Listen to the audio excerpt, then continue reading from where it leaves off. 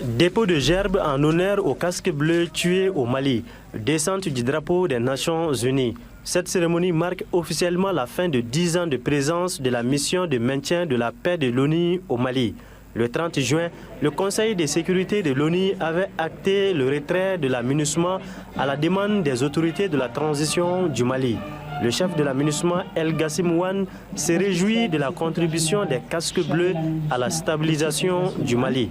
Je voudrais relever ici l'action multiforme menée en appui à la mise en œuvre de l'accord pour la paix et la réconciliation.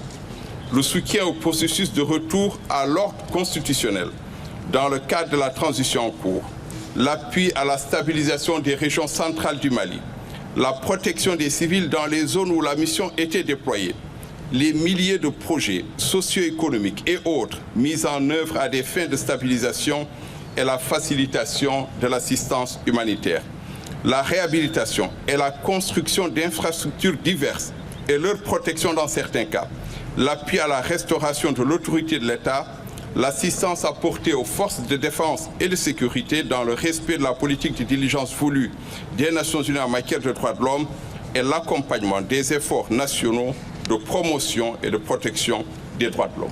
La MINUSMA aura été l'une des missions les plus importantes de maintien de la paix de l'ONU avec plus de 13 000 agents et la plus dangereuse de l'histoire avec 310 casques bleus tués et plus de 600 blessés dans les actes hostiles des groupes terroristes.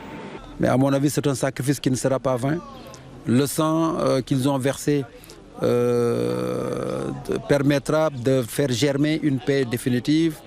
La paix n'est jamais achevée facilement, mais nous avons confiance aux capacités des forces de défense et de sécurité maliennes pour continuer à relever les défis sécuritaires qui se posent notamment dans le nord du Mali, où nous avons espoir, avec la nouvelle tendance que l'accord de paix finalement va être mis en œuvre au grand bénéfice des populations et que la paix tant souhaitée par tout le monde soit achevée.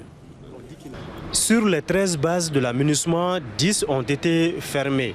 Les 3 autres, notamment celles de Bamako, de Tombouctou et de Gao, seront transformées en sites de liquidation à partir du 1er janvier 2024 pour une durée de 12 mois. Maliki Diallo, Bamako pour CGTN français.